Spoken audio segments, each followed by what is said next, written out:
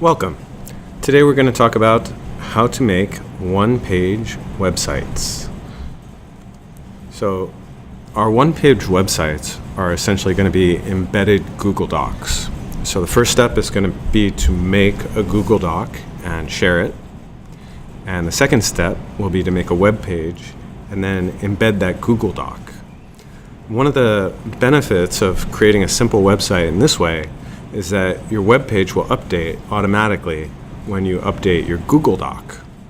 So to get started, we're going to open two web pages. The first will be sites.google.com, and the second is going to be drive.google.com. And you just need both of those open. Actually, we'll go to Drive first. So I'm going to hop over to my Drive. The first thing I'm going to do is make a new Google Doc. And I'm going to give this a title. This is going to be my classroom links. So I pop in here, title this up, classroom links. So essentially I'm making this website so that I can share links with my students. And I'm going to put this in my star list so that I can easily find it in the future. And I'm going to say welcome. It's lagging a little bit. Let's try it. Welcome to room 7. And I'll put a couple of links in here later. Alright, now that we've created our classroom links, we're going to share it. This is very important. Right now, I'm the only one who's able to see it. And if I click on sharing, I can add people one at a time. But there's an advanced option. So we're going to choose the advanced option. And we're going to change it right here. Who has access? Right now, private, only you. And if I click change, I get these choices. I can share it in a variety of ways, but I basically want to be public on the web. We want to share this with the whole World Wide Web because this is going to be a public website. And we say save and done. Now that we've created our doc, we're going to switch on over to the sites. Okay. We want to create a brand new site, and the name that you pick will be the last few letters of your URL. All the URLs start out with sites.google.com/a/smbsd, and then there's another slash, and then whatever you choose. So this one's, my examples that I have are 1, 2, 3, 4. These are sites that I created just to show people how to make sites, and so I'm going to call this one 5. But my real site I called Mr. Roush. I recommend your name over your room number simply because if you move rooms, your name goes with you. But feel free to choose anything you like. We're going to start with a blank, and I'm going to call this 5. And it automatically types the URL of 5 down here. And right there, I'm just going to go ahead and create. So it's making a website for me. Here's our brand new shiny website. It's called Home. You can see the URL across the top, sites.google.com, all the way up to what you called it. There is a top row here where it says Home and when it was last updated, and there's tools here just for you. This is the Edit page tool. This is the Create a New Page. And this More Actions is where we're going to find the settings that we're going to have to delve into. And then the main setting is sharing, which is handled right here. We want to save that for the very end. Let's begin by exploring this Edit Page tool. As I click on the Edit Page tool, it loads a page editor. And now I get some of the features which you may find in a word processing program. Probably familiar with many of these, except this one right here is how you could add or remove a link. And now is when I'm going to change this. I think I'll call mine Room 7 Links,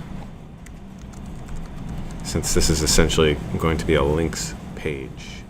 The other thing that we can do here is embed that Google Doc that we want to embed, and that's in the body. Okay, so up here's the title, and then down here's the body. And the title in the corner will update.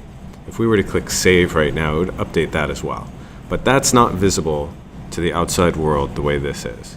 So right here, I want to go insert, and I get a lot of things to insert, and I'm very carefully going to navigate down to Drive and then to Document. Okay, so insert to Drive to Document and click it. In a moment, it'll bring up a menu where we can select the document. Since this one, we just created it, if I click on that, I can select my classroom links page. There are some settings. You may or may not want to include a border around your document, the title of the document. I think I'll try turning that off since I just titled my page Classroom Links, and the height, which I'm going to double to 1200 pixels because 600 is not tall enough for a Google Doc in pixel dimensions. We want to leave the width at 100% and click Save when you're ready. I'm going to go ahead and click Save myself. And you're not actually going to see your product until you click Save up here. So once we click Save, we go back to the website view as opposed to the editor view. So now the editor is closed. If we want to go back into the editor, we click on that. You can see that I've actually added a couple things into my classroom links since before. I can come over here and let's delete that out and come back over to the website. And when I hit refresh, this is the refresh button. It should update what I've done to reflect what's happening on that classroom links page. So if I wanted to type a link in for my students, again, I could just come over here and type something else. Today's homework is page 5, show all work. And when I come back over to my website and hit refresh, it will update show all work. Okay, so that's the edit. That's basically what we wanted to do, was embed a Google Doc. Now we're going to delve into the settings a little bit. Particularly two of the key settings are to edit the site layout and to manage the site. In the site layout, might as well go ahead and take them in order. When you click on Edit Site Layout, there's a group of things across the top. The header, the navigation, sidebar, footer, and themes. We haven't set a theme yet. I'm going to leave that alone for now, but I'm going to turn off the header, which is selected. You can see right now the header and the sidebar are selected. I'm going to basically click them once to deselect, make the header go away, and the sidebar was taking up room, and now that's gone. And I'll hit close, and that's all I wanted to do in there. I simplified my website a little bit. In the next setting down, the manage site, so this is where we're going to choose our theme and also our category. Site category, I'm going to put education.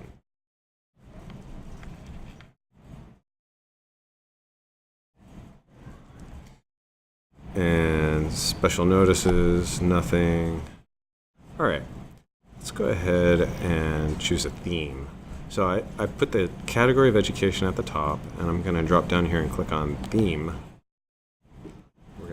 Oh, I didn't save, so I have to stay on this page, save, let it save, then pop down to theme. Okay, now the theme that I have right now is called Ski. I guess that was a default because that's the way it is, and you have a number of themes that you can pull down and choose. One that I use on my personal site is the branches, which I like. And you give that a moment and it comes up with the branches theme. And let's see what else we got here. There's one called Schoolhouse. a legal pad, blank slate. You should just play with this at your leisure. I'm going to choose a theme and go ahead and save. After you save, it has been saved, but it doesn't take you back until you click on this button right here, which takes you back to your actual site. So now I have my one-page website, which can be updated just by jumping over to the links page. And last thing I want to do is share it with the world. I can either click on this blue button or again the settings and drop down to sharing and permissions. It basically does the same thing, and we want to do it in the same way. We're going to click on change, public on the web, and save. And once it's saved, this is your URL. Okay, I'm going to Control click on that to copy it and pop over to a brand new blank window, paste that in there and enter. And this is the website as the world sees it.